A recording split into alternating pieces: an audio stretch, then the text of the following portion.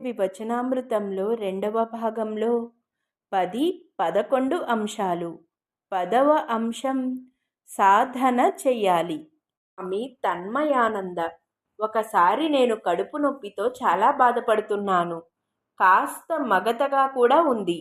అప్పుడు ఎవరో నాతో, నీ గురువు పాదతీర్థం పుచ్చుకుంటే నయమవుతుంది అని చెప్పినట్లు అనిపించింది.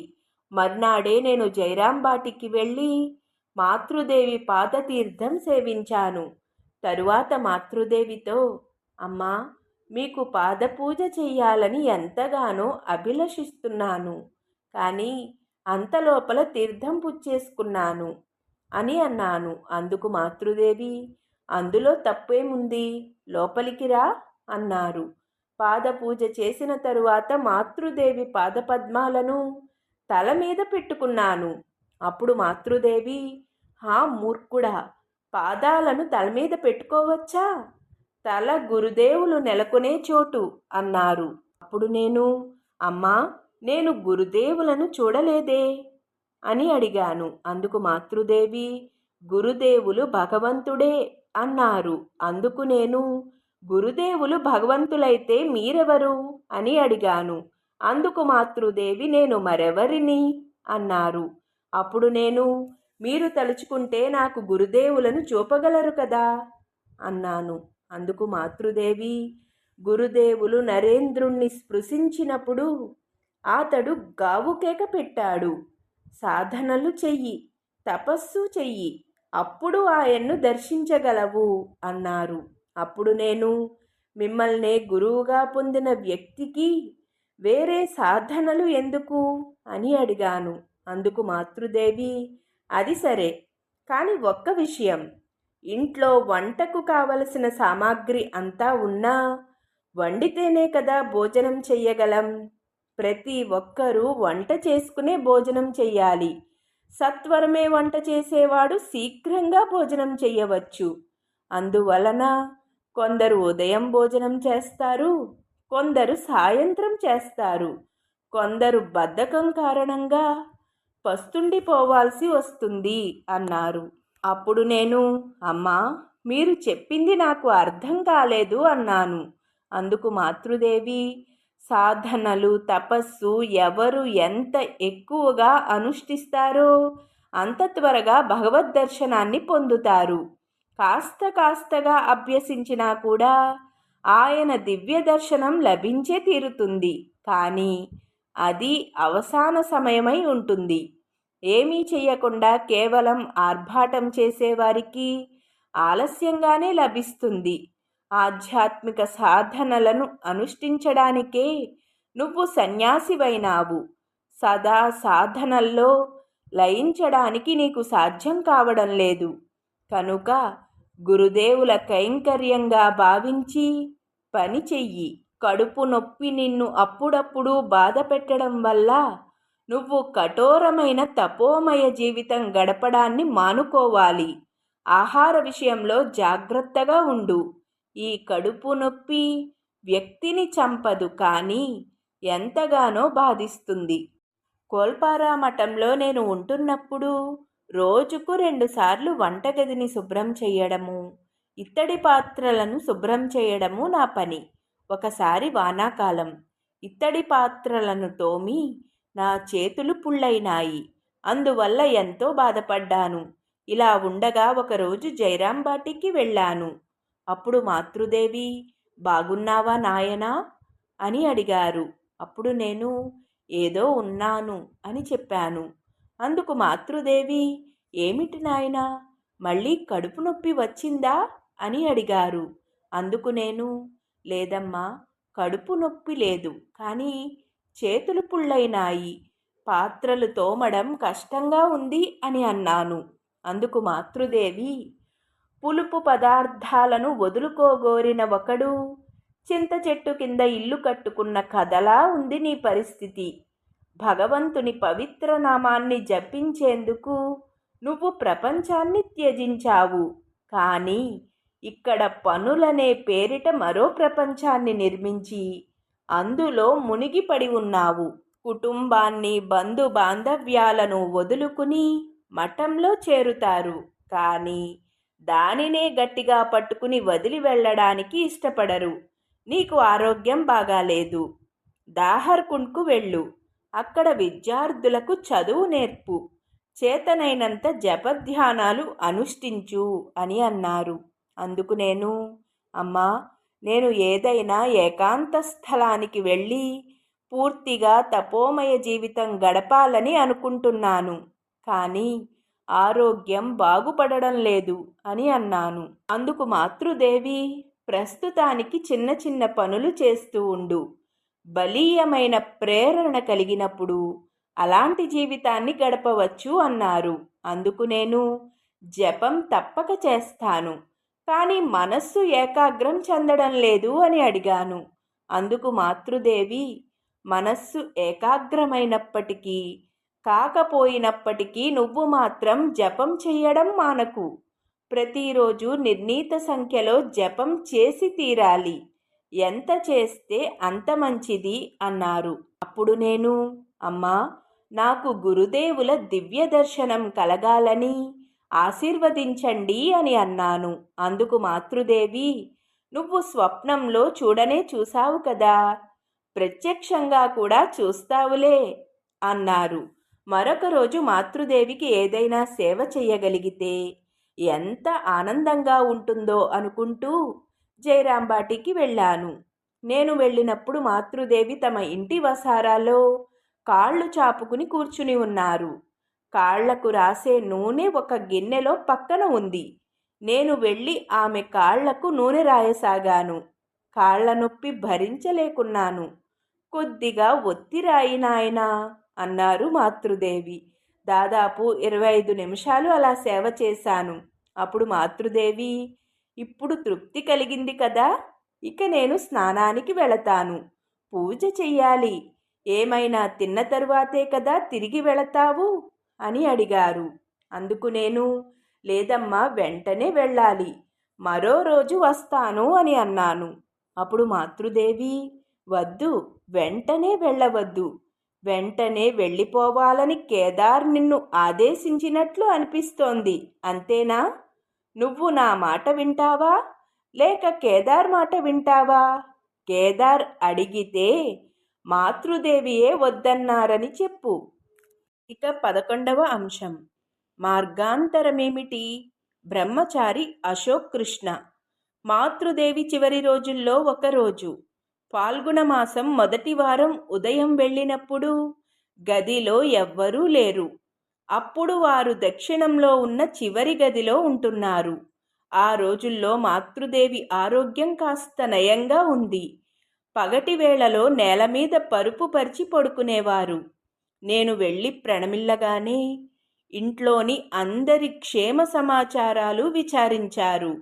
అప్పుడు నేను, అమ్మా, మీ ఆరోగ్యం బాగా దెబ్బతింది, ఇంత బలహీనంగా మునుపెన్నడూ మిమ్మల్ని నేను చూసింది లేదు అన్నాను. అందుకు మాతృదేవి, అవును నాయనా, చాలా బలహీనంగానే ఉంది. ఈ శరీరం ద్వారా గురుదేవులు ఏమేం చెయ్యాలని సంకల్పించుకున్నారో అవన్నీ జరిగిపోయినట్లు తోస్తున్నది. ఇప్పుడు మనస్సు సదా ఆయన్నే కోరుకుంటూ ఉంది, మరేది ఇష్టపడడం లేదు. ఈ విషయాన్నే తీసుకో. రాధును ఎంతగా ప్రేమించాను, ఆమె సంరక్షణకు ఎన్ని అవస్థలు పడ్డాను. ఇప్పుడు అంతా తలక్రిందులైపోయింది. ఆమె నా వద్దకు వస్తేనే నాకు ఏమిటోలా ఉంటుంది. ఈమె ఎందుకు ఇక్కడికి వచ్చి నా మనస్సును దిగువకు లాగడానికి ప్రయత్నిస్తూ ఉంది అని అనిపిస్తోంది. గురుదేవులు తమ కార్యం కోసం వీటన్నింటి మూలంగా నా మనస్సును దిగువ స్థితిలో ఉంచారు.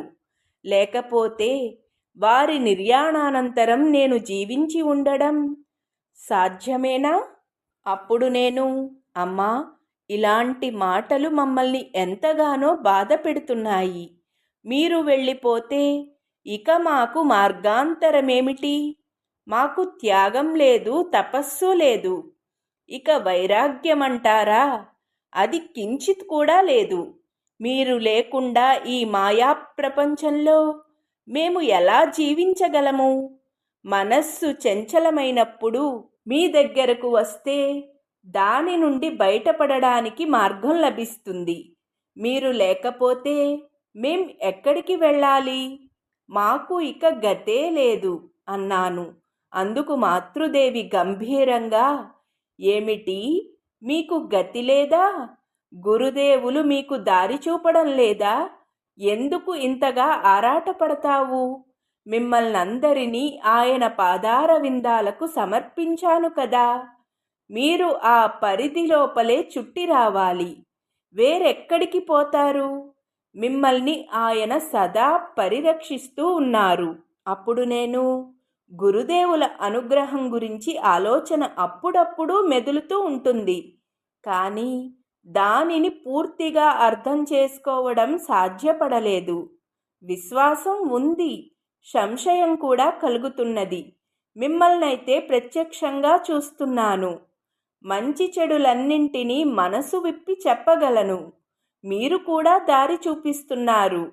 అందువలన మీ రక్షణలో ఉంటున్నాననే ప్రగాఢ విశ్వాసం ఉంది అని అనగానే అప్పుడు మాతృదేవి, రక్షించేది గురుదేవులొక్కరే అని సదా మనస్సులో ఉంచుకో. దీనిని మర్చిపోతే అంతా తలక్రిందులవుతుంది. ఈరోజు నీ కుటుంబం గురించి, తల్లి గురించి అడిగి వివరాలన్నీ తెలుసుకున్నాను. ఎందుకో తెలుసా? నువ్వు తండ్రి లేనివాడవని ముందే గణేన్ నుండే తెలుసుకున్నాను. నీ ఇంట్లో ఇంకా ఎవరెవరు ఉంటున్నారు? నువ్వు వచ్చేస్తే కుటుంబాన్ని మీ తల్లి పోషించగలదా లేదా కూడా తెలుసుకుని, పోనీలే, ఈ అబ్బాయి మంచి నిర్ణయం తీసుకున్నాడు, ఈ మంచిదారిలో పయనించడానికి గురుదేవులు పెద్ద ఆటంకాలన్నింటినీ తొలగించి ఆశీర్వదిస్తారు అని అనుకున్నాను. తల్లికి పరిచర్యలు చేయడం ప్రతి ఒక్కరి కర్తవ్యం. అందులోనూ మానవాళికే సేవ చేయడానికి వచ్చిన మీరందరూ తప్పకుండా తల్లిని ఆరాధించి తీరాలి. మీ నాన్నకు డబ్బు కూడబెట్టి వెళ్ళారు. లేకపోతే నువ్వు ఉద్యోగం చేసి మీ తల్లిని పోషించాలని నీకు చెప్పేదానను. గురుదేవుల అనుగ్రహంతో నీకు ఇలాంటి బాధ్యత లేకుండా ఉంది. ఇంటి నిర్వహణ ఒక స్త్రీ చేతిలో ఉండడం వలన పరాయి వారు ఆమెను మోసపుచ్చకుండా ఉండడానికి తక్కిన ఏర్పాట్లు మాత్రం నువ్వు చేస్తే చాలు. నీకు సంబంధించినంతవరకు ఇదే నీకు పెద్ద ఊరట కదా. సరైన మార్గంలో డబ్బు సంపాదించడం ఎంతో కష్టం. డబ్బు మనస్సును మలినపరుస్తుంది. సాధ్యమైనంత వరకు సత్వరమే లావాదేవీలు ముగించమని అందుకే నీకు చెబుతున్నాను. కాస్తగా ఎక్కువ కాలం డబ్బు లావాదేవీలను చూస్తూ ఉంటే చాలు. నీ ఎరుకే లేకుండా దాని పట్ల ఆకర్షణ వచ్చేస్తుంది. డబ్బు అలాంటి వస్తువు. నాకు డబ్బు మీద ఎలాంటి వ్యామోహమూ లేదు. ఒకసారి వదిలించుకుంటే ఇక వదిలించుకున్నట్లే. అనుకున్న క్షణం దాని నుండి నేను విడివడగలను అని నువ్వు అనుకోవచ్చు. అలా కాదు నాయనా, ఎప్పుడూ అలా అనుకోకు. అది నీకు తెలియకుండానే నీ గొంతు పట్టుకుని నొక్కేస్తుంది. ప్రత్యేకంగా ఈ విషయం నీకు చెబుతున్నాను. ఎందుకో తెలుసా? నువ్వు కలకత్తాకు చెందినవాడవు. డబ్బుతో ఆట్లాడుకునేవాడవు.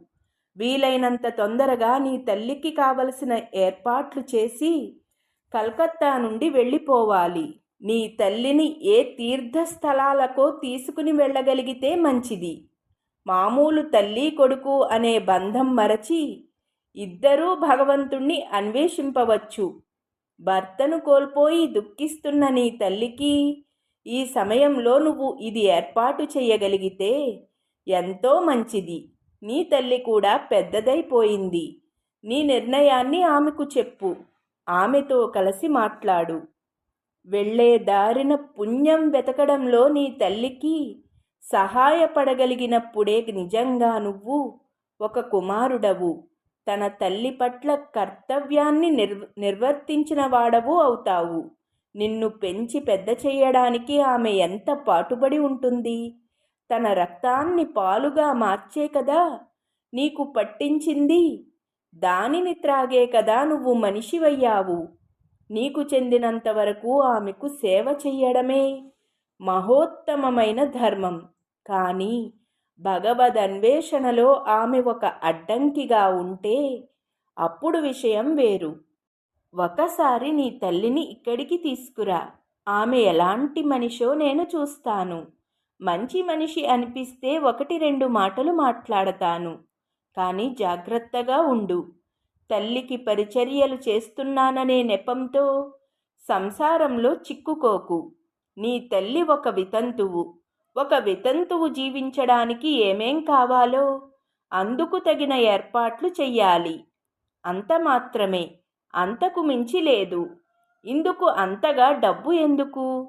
ఈ ఏర్పాట్లకు డబ్బు కొంత ఎక్కువ ఖర్చు పెట్టాల్సి వచ్చినా దానిని త్వరగా తెమల్చడానికి ప్రయత్నించు. గురుదేవులు డబ్బును అస్సలు తాకలేరు కూడా. ఆయన పవిత్ర నామాన్ని స్వీకరించి నువ్వు బయటకి వచ్చి ఉన్నావు. అందువలన ఆయన మాటలను సదా జ్ఞాపకంలో ఉంచుకో. లోకంలో అన్ని అనర్థాలకు మూల కారణం ధనమే. నువ్వు చిన్నవాడివి. చేతిలో డబ్బుంటే మనస్సు దాని పట్ల ఆసక్తి చెందుతుంది. జాగ్రత్తగా మసలుకో అన్నారు. అప్పుడు నేను, అమ్మా, ఒకసారి మా అమ్మను మీ దగ్గరికి తీసుకురావాలనే అనుకున్నాను. కానీ మీ ఆరోగ్యం దృష్ట్యా ఆ ఆలోచన మానుకున్నాను అని అనగానే అందుకు మాతృదేవి, అలా చేయకు నాయనా. ఒకసారి మీ అమ్మను తీసుకురా. ఎంతమందో వస్తూనే ఉన్నారు కదా. శరీరమంటే రోజురోజుకు క్షీణిస్తూనే ఉంటుంది. ఉదయం తీసుకురాగలవు కదా. ఆలస్యంగా రావద్దు, లోపలికి రానివ్వరు అన్నారు. అప్పుడు నేను, అమ్మా, మీ మాటలు వినడానికి బాధగా ఉన్నాయి. మీ మాటల ధోరణి చూస్తే మీరు ఎక్కువ రోజులు శరీరాన్ని నిలుపుకోవడానికి ఇష్టపడనట్లు తోస్తూ ఉన్నది.